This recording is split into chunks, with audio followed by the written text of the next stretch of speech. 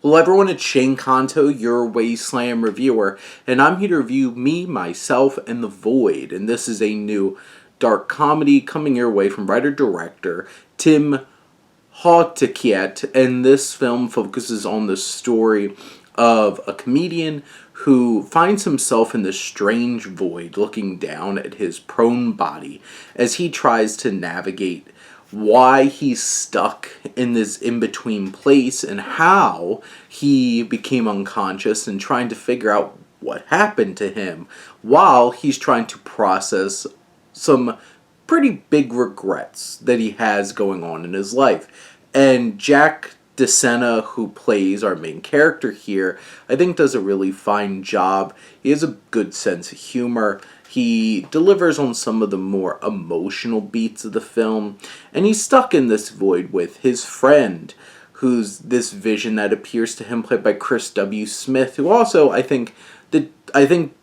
DeSena and Smith have some good chemistry together. They work off of each other well, and this film has like a legitimately funny script, and there's moments that deliver some honest laughs and stuff like that. I do feel like you have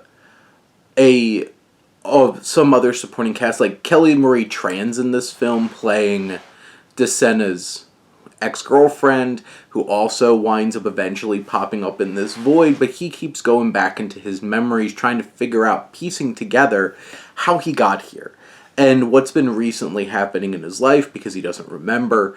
And this film winds up processing a lot of complex issues in terms of lack of communication in a relationship, in terms of having some female friends in a relationship and how that might be perceived by your female significant other, or how to balance, your comedy versus the feelings and dynamics with your friends. And I feel like this film does those things in a very earnest way.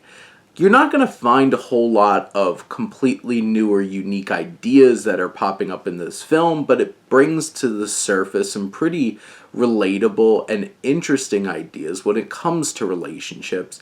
And I feel like this film does it in a creative way. It also has a good sense of mystery as it's slowly peeling back the layers of what was really going on in our main character's life that led him to this point.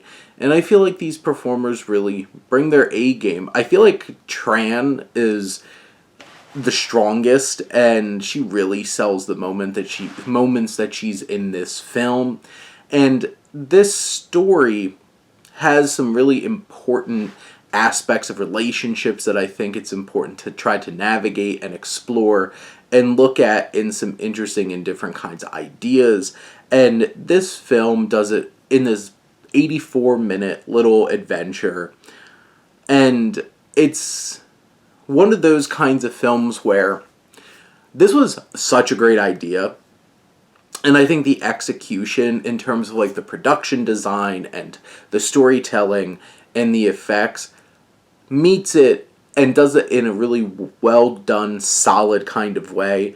Like, this isn't going to blow your socks off, but it's going to surprise you. It's going to give you some good laughs and honestly some good emotional beats as well. And it just crafts a film that's interesting and engaging.